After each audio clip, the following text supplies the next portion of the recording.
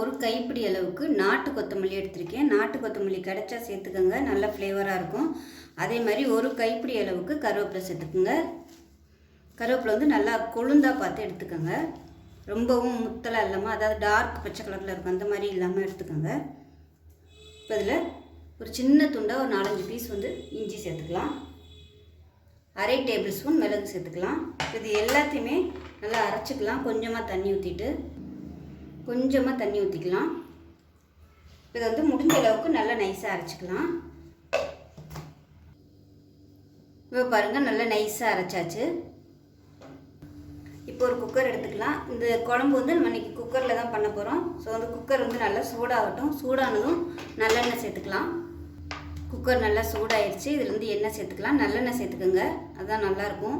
எண்ணெய் வந்து கொஞ்சம் கூட இருந்தால் தான் இந்த குழம்பு வந்து நல்லாயிருக்கும். அதனால் எண்ணெய் வந்து நிறையவே சேர்த்துக்கலாம். எண்ணெய் நல்லா சூடாயிருச்சு. 1 டீஸ்பூன் கடுகு சேர்த்துக்கலாம். அதேமாதிரி 1/4 டீஸ்பூன் சோம்பு சேர்த்துக்கலாம். 2 வெந்தயம் சேர்த்துக்கோங்க. 1 வரமிளகா சேர்த்துக்கலாம் வாசனைக்காக. இது எல்லாமே பொரிய ஆரம்பிக்கவும் 1 கைப்பிடி அளவுக்கு பொடியாக நறுக்கினா பூண்டு சேர்த்துக்கலாம்.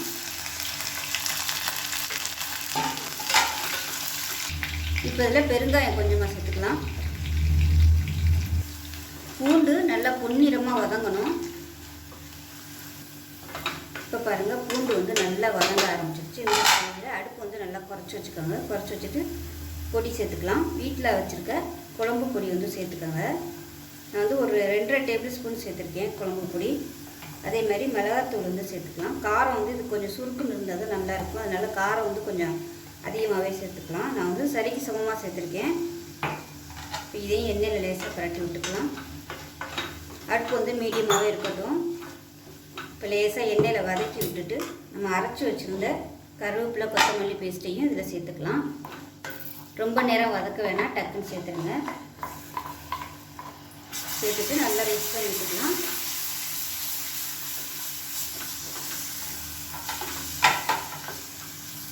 இப்போ மிக்சியை அலசிட்டு இந்த தண்ணியை சேர்த்துக்கலாம். நல்லா கலந்து விட்டுக்கலாம். கலந்து விட்டுட்டு தேவையான அளவுக்கு தண்ணி சேர்த்துக்கலாம். சேர்த்துட்டு நல்லா கொஞ்சம் ஒரு கொதிக்க ஆரம்பிக்கட்டும். இப்போ இது கொதிக்க ஆரம்பிக்கட்டும். இதில் பார்த்திங்கன்னா புளி வந்து சுடுதண்ணியில் ஊற வச்சுருக்கேன். இதை வந்து கரைச்சிட்டு தேவையான அளவுக்கு சேர்த்துக்கலாம். இப்போ இந்த குழம்புக்கு தேவையான உப்பு சேர்த்துக்கலாம். இப்போ பாருங்கள், நம்ம வந்து பொடியெல்லாம் எண்ணெயில் போட்டு வதக்குனதுனால டக்குன்னு அப்படியே எண்ணெய் பிரிஞ்சு வருது பாருங்கள். அதுக்கு தான் நம்ம வந்து எண்ணெயில் வதக்கிட்டோம்னா உங்களுக்கு பச்சை வாசனை போக சீக்கிரமாகவே வதங்கிடும். ரொம்ப நேரம் கொதிக்க விடணும்னு அவசியம் இல்லை. இப்போ இது வந்து கொதிக்க ஆரம்பிச்சிருச்சு. வந்து புளி தண்ணி சேர்த்துக்கலாம். டேஸ்ட் பண்ணி பார்த்துக்கிட்டு கொஞ்சம் கொஞ்சமாக சேர்த்துக்கோங்க, மொத்தமாக ஊற்றிடாமல். இதுக்கு வந்து புளி, உப்பு, காரம் தூக்கலாக இருந்தால் தான் இந்த குழம்பு வந்து நல்லாயிருக்கும். இப்போ தேவையான அளவுக்கு தண்ணி சேர்த்துக்கலாம். இப்போ இந்த ஸ்டேஜில் தண்ணி சேர்க்கும்போது சுடுதண்ணியாக சேர்த்துக்கோங்க. குழம்பு வந்து எந்த அளவுக்கு திக்னஸாக வேணுமோ அதுக்கு தகுந்த மாதிரி நீங்கள் தண்ணியாக வச்சுக்கோங்க. நான் வந்து குக்கரில் வந்து விசில் விட போகிறேன், அதனால் கொஞ்சம் தண்ணியாகவே வச்சுருக்கேன். ரொம்ப கெட்டியாக இருந்துச்சுன்னா அடி பிடிக்கும். இது விசில் வரையில் கொஞ்சம் வற்றும். நான் வந்து இந்த அளவுக்கு வச்சுக்கிறேன். இப்போ வந்து உப்பு, புளி, காரம்லாம் செக் பண்ணி பார்த்துக்கோங்க. எனக்கு வந்து எல்லாமே கரெக்டாக இருக்குது. உப்பு மட்டும் கொஞ்சம் அரை உப்பாக போட்டுக்கோங்க, அதுக்கப்புறமா நம்ம சேர்த்துக்கலாம். நீங்கள் வந்து கடாயில் பண்ணுறதா இருந்தால் அடுப்பு வந்து நல்லா குறைச்சி வச்சுட்டு ரொம்ப நேரம் வந்து நீங்கள் கொதிக்க விடணும். இது எந்த அளவுக்கு கொதிக்குதோ அந்த அளவுக்கு வந்து குழம்பு வந்து டேஸ்ட்டு கொடுக்கும். இப்போ நான் வந்து குக்கரில் வைக்க போகிறேன். இப்போ இதில் பார்த்திங்கன்னா ரொம்பவும் கெட்டியாக இல்லை, இந்த அளவுக்கு இருக்குது. இப்போ இது வந்து மீடியமான ஃப்ளேமில் நல்லா ஒரு 5 விசில் நான் விட போகிறேன். 5 விசில் விடையில் குழம்பு வந்து நல்லா கெட்டியாயிரும். இப்போ மூடி வச்சிடலாம். இப்போ விசில் போட்டாச்சு. நல்லா ஒரு 5 விசில் விட்டுட்டு ஸ்டீம்லாம் போனதுக்கப்புறம் பார்க்கலாம். இப்போ நல்லா ஒரு 5 விசில் விட்டு ஸ்டீம்லாம் போயிடுச்சு. எப்படி இருக்குன்னு பார்க்கலாம். குழம்பு பாருங்கள், நல்லா சூப்பராக வந்துருச்சு குழம்பு. நம்ம கடாயில் கொதிக்க விட்டோம்னா கூட ரொம்ப நேரம் கொதிக்க விடணும். பாருங்கள், நம்ம குக்கரில் வந்து ஒரு 5 விசில் தான் விட்டோம். சூப்பராக ரெடி ஆகிடுச்சு பாருங்கள். நல்லா எண்ணெயெல்லாம் வெளியே வந்துருச்சு. அவ்வளோதான். இட்லி, தோசை, சாதம் எல்லாத்துக்குமே சூப்பராக இருக்கும். நீங்கள் இதை கொஞ்சமாக எண்ணெய் விட்டுக்கலாம். எண்ணெய் சூடானதும் 1 டீஸ்பூன் போல் சோம்பு சேர்த்துக்கலாம். சோம்பு சேர்த்திங்கன்னா தான் நல்லா வாசனையாக இருக்கும். இதோட சின்னதாக ஒரு 5-6 பல் பூண்டு சேர்த்துக்கலாம். அதோட கொஞ்சமாக கருவேப்பிலை சேர்த்துக்கலாம். இது கூடவே ஒரு 5 சின்ன வெங்காயம் சேர்த்துக்கலாம். இது எல்லாத்தையும் நல்லா வதக்கிக்கலாம். இப்போ ஒரு 3 டேபிள் ஸ்பூன் துருவ தேங்காய் சேர்த்துக்கலாம். இதையும் சேர்த்து நல்லா வதக்கி விட்டுக்கலாம். லேசாக வதக்குனா போதும், ரொம்ப வதக்கணும்னு அவசியம் இல்லை. இப்போ அமர்த்திடலாம். ஆற விட்டு நைஸாக அரைச்சிக்கலாம். இப்போ வேற ஒரு பேன் எடுத்துக்கலாம். இதில் தேவையான அளவுக்கு எண்ணெய் சேர்த்துக்கலாம். எண்ணெய் சூடானதும் 1 டீஸ்பூன் கடுகு சேர்த்துக்கலாம், 1 டீஸ்பூன் உளுந்து சேர்த்துக்கலாம், கொஞ்சமாக சோம்பு சேர்த்துக்கலாம் வாசனைக்காக. அதோட கருவேப்பிலை சேர்த்துக்கலாம். ஒரு 3 பல் பூண்டு வந்து தட்டி வச்சுருக்கேன், அதையும் சேர்த்துக்கலாம். தோலோட தட்டி வச்சுருக்கேன். இது எல்லாமே நல்லா வதங்கணும். அந்த பூண்டு தோல் வந்து நல்லா ப்ரௌன் கலரில் வதங்கணும். அப்போ தான் நல்லா வாசனையாக இருக்கும். பூண்டு தோல் வந்து நல்லா அப்படியே முறுமுறுன்னு வந்துடுச்சு. இப்போ மீடியம் சைஸாக பெரிய வெங்காயம் நீளமான அரிசி சேர்த்துக்கலாம். இதுக்கு பதிலாக நீங்கள் சின்ன வெங்காயம் யூஸ் பண்ணுறதுனால யூஸ் பண்ணிக்கலாம், இல்லை 2 கலந்து சேர்க்குறதுனால சேர்த்துக்கலாம். இப்போ வெங்காயம் நல்லா வதங்கிடுச்சு. இப்போ குழம்பு தூள் சேர்த்துக்கலாம். வீட்டில் வந்து எது வச்சுருக்கீங்களோ அதை சேர்த்துக்கோங்க. நான் வந்து ஒரு 3 டேபிள் ஸ்பூன் சேர்க்குறேன். இப்போ மிளகாத்தூள் சேர்த்துக்கலாம்.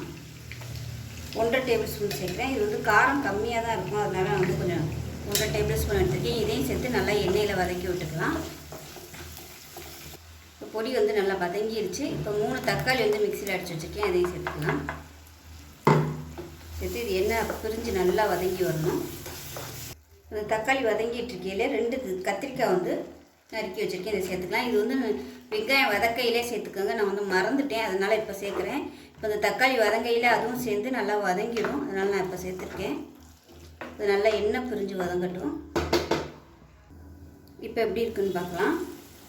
பாருங்கள், நல்லா எண்ணெய் பிரிஞ்சு வந்துருச்சு. நான் உப்பு சேர்க்கலை. இப்போ வந்து தேவையான அளவுக்கு உப்பு சேர்த்துக்கலாம். தட்டைப்பயிறு வேக வைக்கும் போது உப்பு சேர்த்துருக்கேன், அதனால் இந்த ஸ்டேஜில் கொஞ்சமாக உப்பு சேர்த்துக்கலாம். இந்த அளவுக்கு உங்களுக்கு தொக்கு மாதிரி வந்துச்சுன்னா தான் எந்த குழம்புமே நல்லா டேஸ்ட்டாக இருக்கும். நம்ம வதக்கிறதுல தான் இருக்குது அந்த குழம்போட டேஸ்ட்டு. அரைக்குறையாக வதக்காமல் விட்டுட்டோம்னா டேஸ்ட் வந்து நல்லா இருக்காது. இந்த அளவுக்காவது நீங்கள் எண்ணெய் ஊற்றுனீங்கன்னா தான் உங்களுக்கு வந்து மசாலா நல்லா வதங்கி எண்ணெய் பிரிஞ்சு வரும், இல்லைன்னா எண்ணெய் பிரிஞ்சு வராது. இப்போ பார்த்திங்கன்னா தட்டைப்பயிறு வேக விட்டு எடுத்து வச்சுட்டேன். நான் முன்னாடியே முதல் நாள் நைட்டு ஊற வச்சுட்டு நல்லா ஒரு 5 விசில் விட்டு வேக விட்டு எடுத்து வச்சுருக்கேன். இதிலே உப்பு போட்டிருக்கேன். இப்போ இந்த தட்டைப்பயிறு வந்து நம்ம சேர்த்துடலாம். இப்போ நல்லா கலந்து விட்டுக்கலாம். கலந்து விட்டுட்டு இப்போ தேவையான அளவுக்கு தண்ணி சேர்த்துக்கலாம். தண்ணி சேர்க்கும்போது சுடு தண்ணியாக சேர்த்துக்கோங்க. தண்ணி காய வச்சுக்கோங்க. காய வச்சுட்டு நல்லா சூடு பண்ணிவிட்டு சேர்த்துக்கோங்க. இப்போ வந்து கொதிக்க ஆரம்பிக்கட்டும். இப்போ பாருங்கள், குழம்பு நல்லா அருமையாக நல்லா கொதிக்க ஆரம்பிச்சிருச்சு பாருங்கள். இப்போ இந்த ஸ்டேஜில் நம்ம தண்ணி சேர்த்துக்கலாம். குழம்பு வந்து எவ்வளோ தேவையோ அதுக்கு தகுந்த மாதிரி தண்ணி சேர்த்துக்கோங்க. இப்போ இதில் வந்து புளி தண்ணியும் சேர்க்கணும். புளி தண்ணி வந்து ஆப்ஷனல் தான், விருப்பம் இருந்தால் நீங்கள் சேர்த்துக்கலாம். புளி சேர்க்க விரும்பாதவங்க இன்னும் ஒரு தக்காளி சேர்த்துக்கிட்டிங்கன்னா உங்களுக்கு புளிப்பு டேஸ்ட்டு கரெக்டாக வந்துடும். இப்போ கொதிக்க ஆரம்பிக்கட்டும். இப்போ இதில் புளி தண்ணி சேர்த்துக்கலாம். கொஞ்சமாக சேர்த்திங்கன்னா போதும், ரொம்ப சேர்க்கணும்னு அவசியம் இல்லை. புளிக்குழம்பு மாதிரி புளிப்பு டேஸ்ட் வந்து அதிகமாக இருக்கக்கூடாது, லைட்டாக சேர்த்திங்கன்னா போதும். வந்து கொதிக்கட்டும். கொஞ்சம் கொதிச்சதுக்கப்புறமா நம்ம அரைச்சி வச்சுக்க தேங்காய் சேர்த்துக்கலாம். மூடி வச்சிடலாம். இப்போ குழம்பு எப்படி இருக்குன்னு பார்க்கலாம். பாருங்க, நல்லா அருமையாக வந்துருச்சு. ரொம்ப நேரம் கொதிக்க விடணும் அவசியம் இல்லை. மசாலா நல்லா வதக்கியாச்சு. ஏற்கனவே தட்டைப்பயிரும் வெந்திருக்குது, அதனால் ரொம்ப நேரம் கொதிக்க விடணும் அவசியம் இல்லை. இப்போ இதில் நம்ம அரைச்சி வச்ச தேங்காய் பேஸ்ட்டை சேர்த்துக்கலாம். 1 நிமிஷம் மட்டும் கொதிக்க விட்டுக்கோங்க. நம்ம அரைச்சி வச்ச தேங்காய் பேஸ்ட்டை சேர்த்துக்கலாம். அதில் இப்போ மிக்சியை அலசிட்டு அந்த தண்ணி கொஞ்சமாக சேர்த்துக்கோங்க. தண்ணி ரொம்ப ஊற்றிட வேணாம், அப்புறம் குழம்பு ரொம்ப தண்ணியாக போயிடும். நல்லா கலந்து விட்டுட்டு 1 நிமிஷம் கொதிக்க விட்டு இறக்கணும்னா போதும். ரொம்ப ஹை ஃப்ளேமில் கொதிக்க விடணும். கொதிக்கட்டும். கத்திரிக்காய் பார்த்திங்கன்னா முன்னாடியே எண்ணெயில் வதக்கிட்டோம்னா சீக்கிரமாக வெந்துடும். நீங்கள் வெங்காயம் வதக்கையிலே கத்திரிக்காயை சேர்த்து நல்லா வதக்கிக்கோங்க. நான் வந்து இன்றைக்கி 4 நறுக்கி போட்டிருக்கேன். நீங்கள் முழு கத்திரிக்காயை 4 கீறிட்டு சேர்த்து வதக்குனீங்கனாலும் அந்த மாதிரி தட்டைப்பயிறு குழம்பு வச்சாலும் நல்லாயிருக்கும். அந்த மாதிரி சேர்க்கல நல்லா குட்டி குட்டி கத்திரிக்காயாக எடுத்திங்கன்னா டேஸ்ட் நல்லா அட்டகாசமாக இருக்கும். இப்போ தட்டைப்பயிறு குழம்பு அருமையாக ரெடி ஆகிடுச்சு. நல்ல வாசனை வருது, கம்மகம்மன்னு. பாருங்கள், எண்ணெயெல்லாம் அப்படியே மேலே வந்துருச்சு பாருங்கள். ஸோ இந்த ஸ்டேஜில் வந்து கொத்தமல்லி இலை சேர்த்து அமர்த்திக்காங்க. இப்போ என்கிட்ட இல்லை, அதனால் நான் சேர்க்கலை. அமர்த்திடலாம். இப்போ நமக்கு அருமையான கத்திரிக்காய் தட்டைப்பயிறு போட்டு குழம்பு ரெடி ஆயிடுச்சு. கருவாட்டு குழம்பு, மீன் குழம்பு வச்சா எப்படி இருக்குமோ அதே மாதிரியே இருக்கும். ஸோ டேஸ்ட் நல்லா அட்டகாசமாக இருக்கும். இதே மாதிரியே செஞ்சு பாருங்கள். செஞ்சு பார்த்துட்டு எப்படி வந்துச்சுங்கிறத சொல்லுங்கள். வீடியோ பிடிச்சிச்சின்னா லைக் பண்ணுங்கள், கமெண்ட் பண்ணுங்கள், சேனலை சப்ஸ்கிரைப் பண்ணுங்கள், பக்கத்தில் உள்ள பெல் பட்டனையும் ப்ரெஸ் பண்ணுங்கள்.